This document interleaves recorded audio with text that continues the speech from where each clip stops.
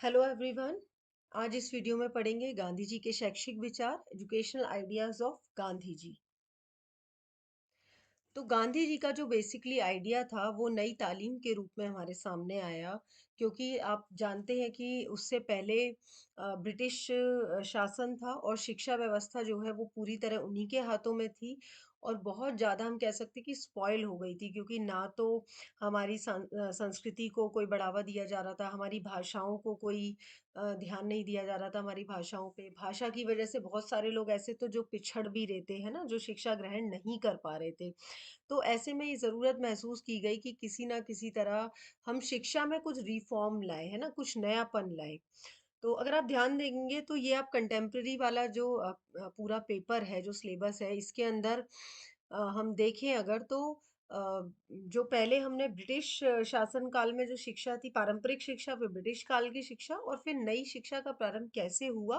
वास्तव में ये वो बिंदु है जहाँ से नई शिक्षा प्रारंभ होती है, ठीक है ना, जहाँ पे हमने ये सोचना शुरू किया कि हमारी शिक्षा व्यवस्था में कुछ तो कमी है, कुछ तो खामियां हैं और हम इसके लिए कुछ काम करेंगे। तो नई शिक्षा व्यवस्था पर विचार करने के लिए 22-23 अक्टूबर 1937 को राष्ट्रीय शिक्षा पर पहला सम्मेलन आयोजित किया गया। डॉक्टर जाकिर हुसैन की अध्यक्षता में एक समिति द्वारा 2 महीने से भी कम समय में संकल्प की भावना से विस्तृत पाठ्यक्रम तैयार किया गया। दिसंबर 1937 में इन समिति ने अपनी रिपोर्ट जमा करा दी।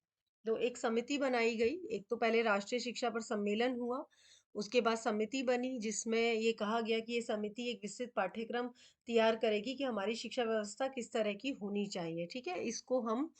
इस रिपोर्ट को हम कई नामों से जानते हैं, नई तालीम के नाम से भी जाना जाता है। बेसिकली इसका जो आइडिया था वो गांधी जी के आइडिया पर डिपेंड करता था, है ना। मतलब जो आइडिया इस रिपोर्ट का था या हमारी शिक्षा व्यवस्था कैसी होनी चाहिए, ये सारा आइडिया हमने गांधी जी के थॉट से लिया था कि गांधी जी शिक्षा व्यवस्था को लेकर क्या कहते हैं।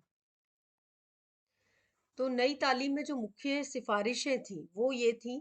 पहला कि पाठ्यक्रम में बुनियादी हस्तकला को लाया जाए, ठीक है। यानी कि जो हमारे आप देखेंगे उस समय तक हमारे उद्योग धंधे बहुत ज़्यादा पिछड़ गए थे, क्योंकि ब्रिटिशर्स ने हमारे काम, जो लोकल काम करने वाले थे, उनको भी बहुत ज़्यादा नुकसान पहुंचाया था, क्योंकि मशीनी कपड़ा आने लग गया या मशीनों से काम होने लग गया।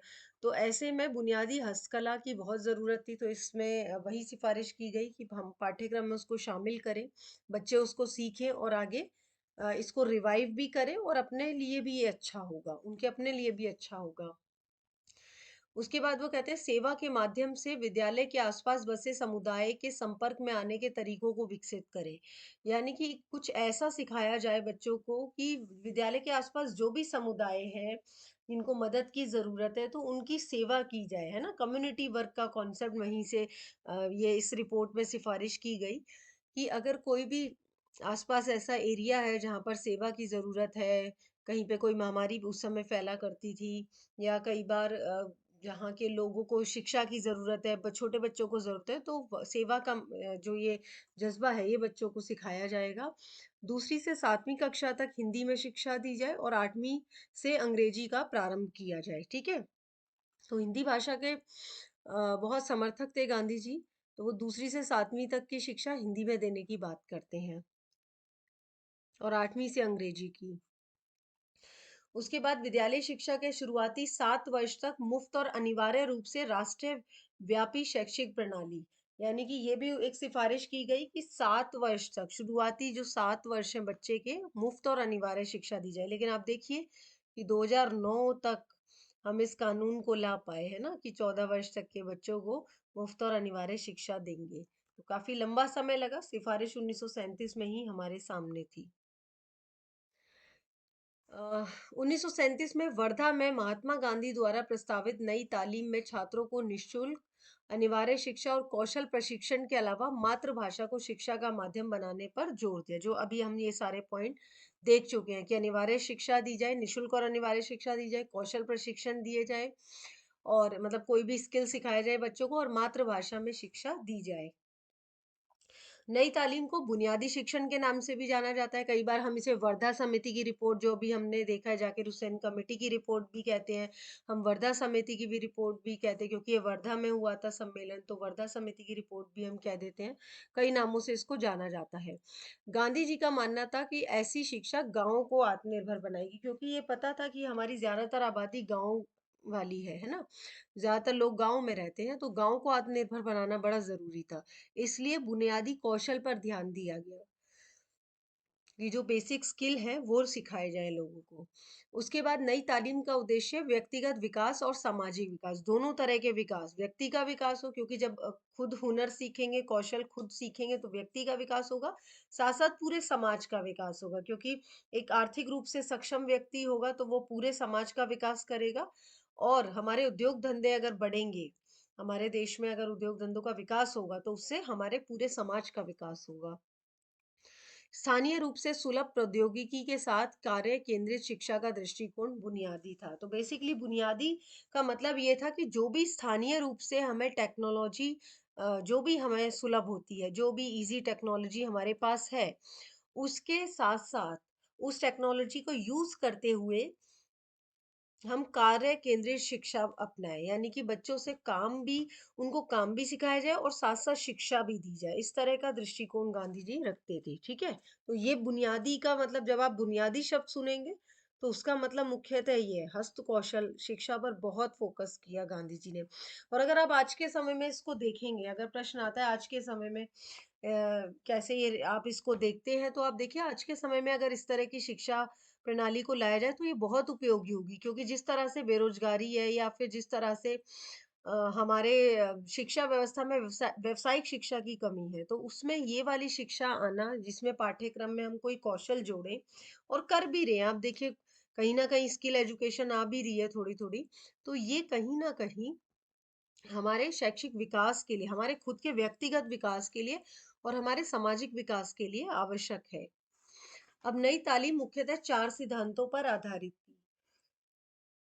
पहला सिद्धांत, हस्तशिल्प कार्य के साथ साथ मातृभाषा में शिक्षा या अधिगम। ठीक है, हस्तशिल्प कार्य हो, साथ में मातृभाषा में शिक्षा दी जाए, ये इंपॉर्टेंट है। शिक्षा का माध्यम बहुत जरूरी है, क्योंकि अगर बच्चे को किसी अन्य भाषा में शिक्षा दी जाती है तो वो उतना सीख नहीं पाते, तो मातृभाषा में शिक्षा देना बहुत जरूरी है। काम को स्थानीय सबसे उपयोगी व्यवसायिक जरूरतों से जोड़ा जाना चाहिए। जो भी काम सिखा रहे हैं, हस्तशिल्प कार्य जो भी सिखा रहे हैं, उसको वहाँ के स्थानीय लेवल के हिसाब से सिखाइए। जो आसपास चीजें हैं, जो आसपास जरूरतें हैं, उसके उसको जोड़कर फिर वो चीज सिखाई जाए। ऐसा नहीं है आपको कुछ जरूरत ही नहीं है और फिर आप कुछ और सिखा रहे हो उस एरिया में, ऐसा नहीं होना चाहिए, है ना? अधिगम को व्यावसायिक कार्य से जोड़ा जाना चाहिए, यानी ये जो लर्निंग है, जो हमारा सीखना है, इसको जो भी हम स्किल सिखा रहे हैं, जो भी व्यावसायिक कार्य सिखा रहे हैं, उससे जोड़कर हमें सिखाना है ना? जैसे मान लीजिए कि मैं एक एग्जांपल देती हूँ कि हम साइंस में फोटोसिंथेसिस का कॉन्सेप्ट सिखा रहे हैं, प्रकाश संश्लेषण, है ना? पेड़ पौधों के खाना बनाने की प्रक्रिया। तो अगर हम उसको साथ में मान लीजिए बागवानी सिखा रहे हैं बच्चे को, या कुछ खेती से संबंधित कुछ कार्य सिखा रहे हैं, उसमें हम ये सिखाएं कि किस तरह से, देखो ये पत्तियां हरी होती हैं, वो सारी डिटेल की, ये सन है, आप देखो अगर पानी नहीं दोगे तो पौधा सूख जाएगा, तो पानी की भी जरूरत है, और सनलाइट की भी जरूरत है। तो इस तरह से जो ज्ञान दिया जाए वो कार्य से जोड़ कर दिया जाए, ये एक एग्जाम्पल है। ऐसे बहुत सारी चीजों में हम कार्य करते हुए अनुभव के द्वारा हम अपने ज्ञान को दे सकते हैं बच्चों को। और चौथी बात इसमें जो मुख्य सिद्धांत है नई तालीम का, वो है कार्य सामाजिक रूप से उपयोगी और जीवन यापन के लिए उत्पादक होना चाहिए। सिर्फ ऐसा नहीं है कि सिखाने के लिए सिखा दिया, वो जीवन यापन में आपकी मदद करे, वो आपको कमाने में मदद करे, आपको दो रोटी खाने में मदद करे, है ना? जैसे कि अब वर्तमान में आप देखिए स्कूलों में कंप्यूटर है, लेकिन बच्चों को कितना चलाना आता है, और उस कंप्यूटर को सीखने के बाद बच्चे क्या जॉब वगैरह कर सकते हैं? 12th के बाद नहीं कर सकते, उतना नहीं आता। तो कार्य ऐसा सिखाया जाए जो व्यावसायिक रूप से उपयोगी हो, जो जीवन यापन के लिए उपयोगी हो। उसके बाद गांधी जी 3 H की अवधारणा बताते हैं, आपको पता होनी चाहिए। 3 H यानी कि वो कहते हैं हैंड, हार्ट एंड हेड, इन तीनों की शिक्षा होनी चाहिए। जब भी वो शिक्षा की बात करें तो शिक्षा हैंड, हार्ट एंड हेड की होनी चाहिए। और तीनों के समन्वय के द्वारा शिक्षा होनी चाहिए, तीनों में बैलेंस। हाथ मतलब हाथ काम करे, है ना? शिक्षा ऐसी हो जो आपको काम करना सिखाए। हार्ट यानी दिल, मतलब आपका मन, आध्यात्मिक। तो आप कहीं न कहीं नैतिकता, आध्यात्मिकता इनको भी सीखें। और हेड यानी मस्तिष्क, यानी कि संज्ञानात्मकता, यानी आप रीज़निंग है जो, है ना? आपके तर्क कौशल हैं, आपके जो स्किल हैं, वो तो आप दिमाग से सीखोगे ना, कैसे काम करना है, कैसे आपको क्या चीज़ सही है, इसमें क्या चीज़ होगी। तो ये जो सारी कैलकुलेशन आप कर पा रहे हैं, ये अपने दिमाग का यूज़ करके कर पा रहे हैं, किसी भी काम को करने के लिए, है ना? जैसे मान लीजिए आप अगर गार्डनिंग ही कर रहे हैं या फिर आप कोई और स्किल सीखते हैं, तो उसमें आपको अपना दिमाग तो यूज़ करना पड़ेगा सीखने के लिए। तो इन तीनों का कॉम्बिनेशन को वो कहते हैं कि शिक्षा का जो उद्देश्य है वो यही होना चाहिए कि ये तीनों की शिक्षा हो। हैंड, हार्ट और हेड, इन तीनों की शिक्षा हो, इन तीनों का यूज़ हो और इन तीनों में समन्वय हो, तब वो शिक्षा जो है वो एक बेहतरीन शिक्षा बनेगी। उसके बाद गांधी जी शिक्षा के उद्देश्यों की भी बात करते हैं। तो वो सबसे पहला जो उद्देश्य कहते हैं वो कहते हैं आजीविका आधारित उद्देश्य होना चाहिए। शिक्षा ऐसी होनी चाहिए जो आपको आजीविका कमाने में मदद करे, जो अभी भी हमने पॉइंट पढ़ा था कि ऐसा नहीं है कि कुछ भी सिखाने के लिए सिखा दिया या सिर्फ आप पढ़ के निकल गए। आपको कमाना आना चाहिए। जब आप पढ़ के निकले, चाहे आप किसी भी लेवल से निकले, तो आपके हाथ में कुछ हुनर होना चाहिए या आपके पास कुछ ऐसा स्किल होना चाहिए जिससे आप अपनी आजीविका चला सकें। तो आजीविका आधारित उद्देश्य शिक्षा का ये कहता है। उसके बाद सांस्कृतिक उद्देश्य की बात करते हैं, यानी कि शिक्षा ऐसी होनी चाहिए जो हमें अपनी संस्कृति से जोड़े रखे, हमें अपनी संस्कृति से परिचय कराए और ये संस्कृति हर एक व्यक्ति के आचरण में और व्यवहार में प्रतिबिंबित होनी चाहिए और दिखना चाहिए कि ये हमारी संस्कृति है। ये शिक्षा के माध्यम से होगा। शिक्षा के माध्यम से हम अपनी संस्कृति के बारे में जानेंगे और शिक्षा के माध्यम से ही हम बच्चों में सांस्कृतिक विकास करेंगे। उसके बाद वो सामंजस्यपूर्ण उद्देश्य की बात करते हैं। सामंजस्यपूर्ण मतलब वो 3 की बात करते हैं। जैसे 3 की बात की, इसी तरह वो 3 की बात करते हैं कि इन तीनों में सामंजस्य होना चाहिए। अध्ययन, अंकन एंड अंक ज्ञान। यानी कि पढ़ना, लिखना और अंक ज्ञान। ये तीनों चीज़ें जो है, ये बच्चे को सिखानी बहुत ज़रूरी है। हर एक व्यक्ति को, शिक्षा का ये उद्देश्य है कि हर एक व्यक्ति को कम से कम पढ़ना, लिखना और अंक ज्ञान आना ही चाहिए, ये मस्ट है। चाहे कोई कम पढ़े, ज़्यादा पढ़े, लेकिन उसको रीडिंग आनी चाहिए, उसको राइटिंग आनी चाहिए और उसको थोड़ा-सा अंक ज्ञान, मैथ्स का ज्ञान होना चाहिए, कैलकुलेशंस वगैरह का ज्ञान होना चाहिए, जो उसके रियल लाइफ में काम आएगा। उसके बाद नैतिक उद्देश्य की बात करते हैं गांधी जी। नैतिक उद्देश्य शिक्षा में मूल्य सिखाना, शिष्टाचार सिखाना, चरित्र निर्माण सिखाना, सही या गलत का ज्ञान कराना, ये सारी चीजें नैतिक उद्देश्य में आती हैं। तो शिक्षा का एक उद्देश्य है ये सारी चीजें बच्चों को सिखाई जाए स्कूल के माध्यम से। उसके बाद सामाजिक और व्यक्तिगत उद्देश्य की बात करते हैं। कुछ ऐसे उद्देश्य होते हैं जो हमारे समाज को बेहतर बनाने में मदद करें या हमें खुद को बेहतर बनाने में मदद करें। तो व्यक्तिगत पूर्णता की वो बात करते हैं कि शिक्षा ऐसी हो जो एक पूर्ण व्यक्ति को बनाए, उसमें ऐसे मूल्य डाले जाए जिससे एक आदर्श नागरिक सामने आए। तो बेसिकली जो सामाजिक और व्यक्तिगत उद्देश्य है शिक्षा का, व्यक्तिगत उद्देश्य स्पेसिफिकली वो है आदर्श नागरिक बनाना और साथ साथ कुछ ऐसे मूल्य हमें सिखाने हैं, जैसे सत्य और अहिंसा का मूल्य ज़रूर सिखाना चाहिए, मानवता का मूल्य ज़रूर सिखाना चाहिए, है ना? क्योंकि हमारा समाज बेहतर कब बनेगा? जब हम मानवता का मूल्य सीखेंगे, हम ये सीखेंगे कि सभी मानव एक जैसे हैं, एक समान हैं, किसी के साथ किसी तरह का भेदभाव ना हो, कोई असमानता ना हो। तो ये शिक्षा का उद्देश्य एक बनता है। उसके बाद अंतिम उद्देश्य की बात करते हैं वो, तो अंतिम उद्देश्य में वो कहते हैं कि शिक्षा का एक अंतिम उद्देश्य है, वो है आत्मबोध। यानी कि स्वयं को जानना, अपना ज्ञान करना, अपने अस्तित्व का ज्ञान करना। हम यहाँ हैं तो क्यों हैं? हमें लाइफ में क्या करना है? हम क्या करना चाहते हैं? ये सारे प्रश्नों के जवाब जो है, वो खोजना, वो शिक्षा का अंतिम उद्देश्य होता है। अब शिक्षा के माध्यम की बात करते हैं, इस पे वैसे हमने बात कर दी है, फिर भी स्पेसिफिकली उनका दृढ़ विश्वास था कि शिक्षा का माध्यम मातृभाषा होना चाहिए क्योंकि देशी माध्यम में शिक्षा वंचित समाज के लिए लाभप्रद होगी क्योंकि जो समाज जो एक तरह से समृद्ध समाज है वो तो शिक्षा ग्रहण कर लेगा किसी भी भाषा में उसके पास साधन होंगे नहीं आया बच्चे को ट्यूशन लगवा लिया स्कूल में बेहतर कर लिया और भी साधन होंगे किताबें खरीद ली या आज के समय में भी हम इस बात को देख सकते हैं ट्यूशन लगवा लिया घर में कंप्यूटर है उससे हेल्प ले ली, घर में पढ़ाने वाले हैं, माँ बाप वेल एजुकेटेड हैं उन्होंने पढ़ा दिया, तो ये सारी चीजें समृद्ध वर्ग के लिए हो गई। लेकिन जो वंचित वर्ग है उसके लिए डिफिकल्ट हो जाएगा शिक्षा प्राप्त करना। तो ऐसे में मातृभाषा का होना, शिक्षा का माध्यम अगर मातृभाषा होती है तो बच्चों के लिए कुछ तो आसानी होती है जिससे वो पढ़ सके। शिक्षण प्रविधियों की बात करते हैं गांधी जी, तो वो कहते हैं कि नई नई तरह की शिक्षण प्रविधियों की हमें जरूरत है। शिक्षकों को अपनी अवलोकन और सोचने की क्षमता विकसित करनी होगी। मतलब कई बार आपने देखा होगा कि शिक्षक सामान्य एक ही तरीका क्लासरूम में आते हैं, एक ही तरीके से पढ़ा के चले जाते हैं, स्कूल लेवल पे स्पेसिफिकली, है ना? आए पढ़ाया चले गए।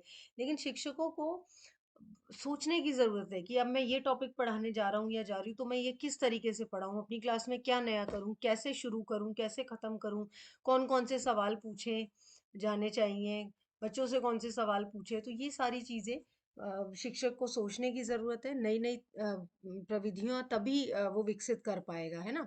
उनको नवीन शिक्षण विधियों का निर्माण करना होगा और उनका अभ्यास करना होगा। नई नई शिक्षण विधियां निकालनी होगी, कैसे बेहतर पढ़ाएं, किस चीज को कैसे बेहतर पढ़ाएं। जैसे अभी अगर मैं गांधी जी पढ़ा रही हूँ तो गांधी जी को पढ़ाने के लिए, या मैंने टैगोर पे आज वीडियो जो अपलोड किया, तो टैगोर के लिए अगर मैंने शांति निकेतन का जिक्र किया तो मैं शांति निकेतन का कोई वीडियो दिखा सकती थी, उससे बेहतर होता।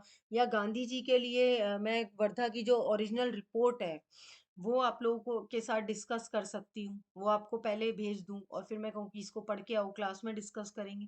तो इस तरह कुछ कुछ नए नए मेथड्स हम हमेशा अपनाते रहें, और उन्हें नई तरह से सोचना होगा और स्पष्ट होना होगा क्या पढ़ाया जाने वाला है। ठीक है, क्या पढ़ाएं, कैसे पढ़ाएं, क्या बेहतर करें, कैसे क्लास शुरू होनी है, कैसे खत्म होनी है, ये सारी चीजें टीचर को सोचनी पड़ती हैं।